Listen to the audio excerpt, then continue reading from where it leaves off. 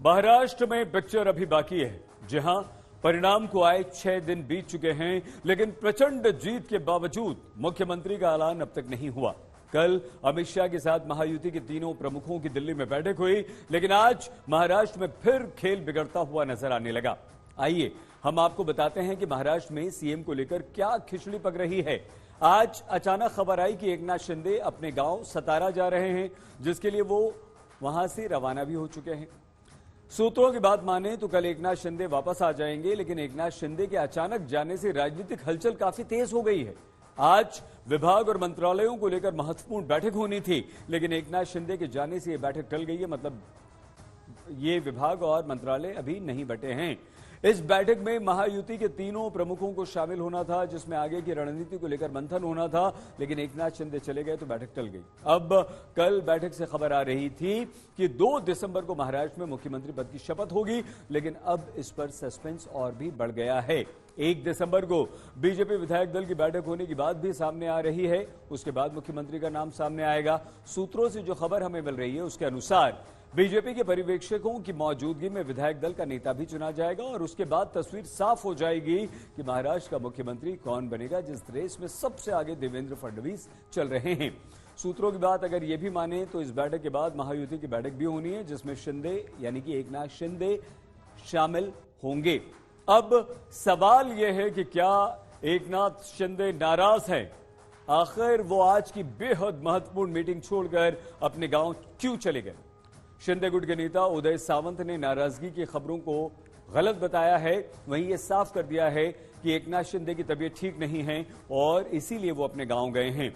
इस बीच शिवसेना के एक और नेता का चौंकाने वाला बयान आया है। संजय शिरसाट ने कहा है कि एकनाथ शिंदे केंद्र में भी मंत्री नहीं बनेंगे और न ही राज्य में वो उप मुख्यमंत्री या डिप्टी सीएम बनेंगे, यानी कि वो कोई भी पद अब नहीं लेंगे। काम करेंगे तो सिर्फ अपने लिए काम करेंगे। मुझे लगता है कि एकनाथ शिंदे साहब महाराष्ट्र की ही राजनीति में रहेंगे और लगता है कि डिप्टी सीएम पद वो ना ले। ये बहुत बड़ी बात हो सकती है। उन्होंने मोदी साहब से बात की, अमित शाह साहब से बात की और छोड़ दिया। मेरा कोई क्लेम नहीं, आप जिसको चाहिए बना दो, हमारा उनको समर्थन रहेगा। इसके लिए शिंदे साहब पे कोई दबाव आने का सवाल ही नहीं उठता। शिंदे साहब अगर चाहते तो कुछ और डिसीजन ले सकते थे, लेकिन वो युति धर्म तोड़ना नहीं चाहते थे। जो सपोर्ट मोदी साहब ने और अमित शाह साहब ने किया था, उसके लिए वो उनसे लॉयल रहे। इसलिए दबाव आने की कोई संभावना थी भी नहीं और ना कोई ला सकता है। मोदी साहब और अमित शाह साहब तो इतने चाहते हैं उनको, अगर उन्होंने थोड़ा भी हट पकड़ लेते थे, अगर जिद करते थे तो शायद उनको रिपीट भी कर सकते थे, लेकिन वो नहीं चाहते थे ऐसा। एक पार्टी बीजेपी अगर उभर के आई है, 132 विधायक अगर उनके है तो उनका राइट बनता है ना। तो उनके राइट में अपन अपनी थाली पे जो बोलते हैं ना कि भाई अपने अपना ही परोस लो, वैसा उस नेचर के शिंदे साहब नहीं है। इसलिए उनको यूज एंड थ्रो कोई कर भी नहीं सकता। आइए हम आपको सीधे मुंबई ऋत्विक भालेकर हमारे संवाददाता के पास लिए चलते हैं। ऋत्विक, राजनीति में जो दिखाई देता है उसके पीछे सच छिपा होता है। राजनीति में जो नेता कहते हैं उसका बिल्कुल उल्टा करते हैं। क्या है शिंदे का आज की बैठक में नहीं होना और सतारा चले जाने के पीछे?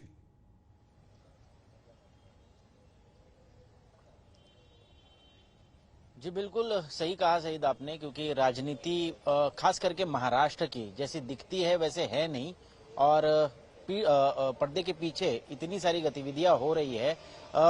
खास करके एकनाथ शिंदे की बात करें तो एकनाथ शिंदे आज शाम को देवेंद्र फडणवीस और अजित पवार से मुलाकात कर पोर्टफोलियो एलोकेशन के बारे में चर्चा करने वाले थे, लेकिन जब दिल्ली से वो लौटे और मुंबई में जब उन्होंने कुछ विधायकों से बातचीत की, अचानक से उन्होंने ये निर्णय लिया कि उन्हें अपने गांव दरे जाना है और वहां पर वो 2 दिन आराम करने वाले हैं। हालांकि उन्होंने ये बताया अधिकृत तौर पर कि उनकी तबीयत कुछ ठीक नहीं है, नासाज है, लेकिन क्या उनकी तबीयत नासाज है या तो फिर जो पोर्टफोलियोज उन्हें चाहिए या तो उन्हें आने वाले सरकार में अपना कद उसी तरह बरकरार चाहिए, इसको लेकर ये तबीयत नासाज हुई है। ऋत्विक, क्या कल अमित शाह के साथ जो 3 घंटे बैठक चली उसमें ऐसा कुछ हुआ जिसने एकनाथ शिंदे को अपसेट कर दिया?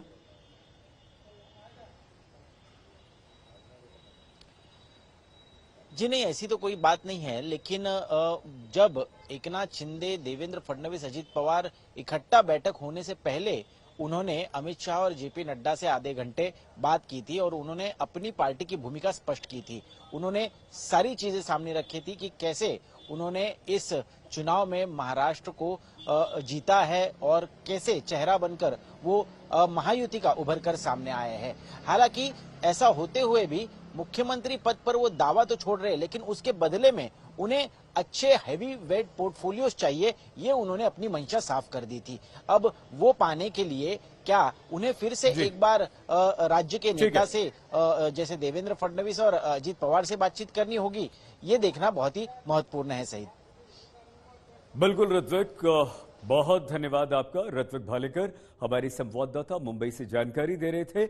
इससे पहले कल देर रात अमित शाह के साथ महायुति के तीनों प्रमुखों की मैराथन बैठक चली थी।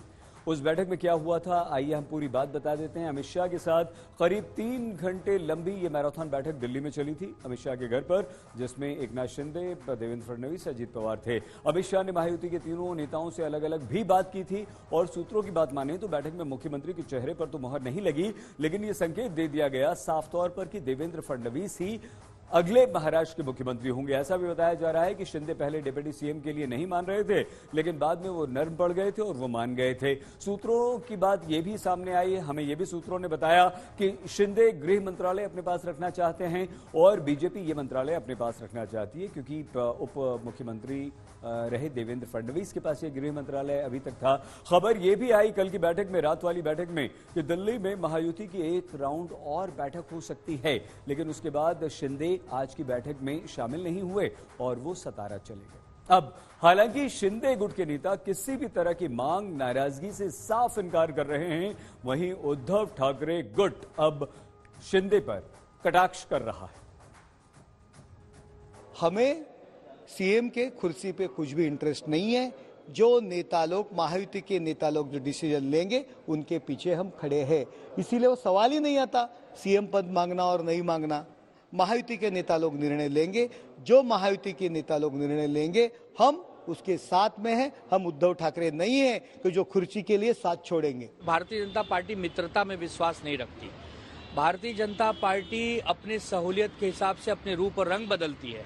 जब एकनाथ शिंदे की जरूरत थी, एकनाथ शिंदे को सीएम बना दिया। जरूरत समाप्त हो गई तो एकनाथ शिंदे को सीएम तो छोड़िए, उनके हाथ से बुके भी लेना अमित शाह पसंद नहीं कर रहे हैं और एकनाथ शिंदे मुंह बनाकर अलग ही दिशा में खड़े हैं।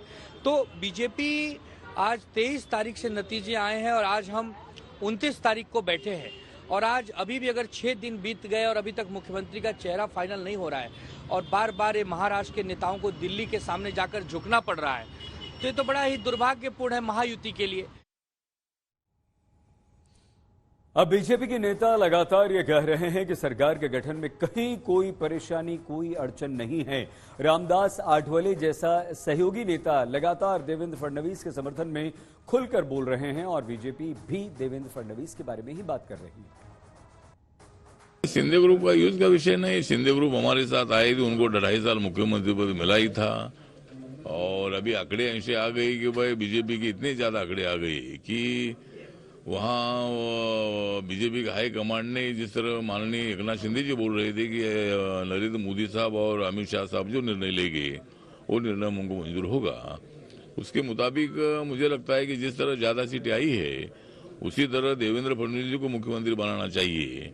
लेकिन अभी उसके संबंध में फैसला, और एकनाथ शिंदे जी ने भी बोला है कि भाई मैं अभी मुख्यमंत्री का दावेदार नहीं हूँ, लेकिन उसके बावजूद भी जो भी निर्णय होगा वो हमको मंजूर होगा। एकनाथ शिंदे जी को बनाते तो उनका भी स्वागत है, देवेंद्र फडणवीस को बनाते तो उनका भी स्वागत है।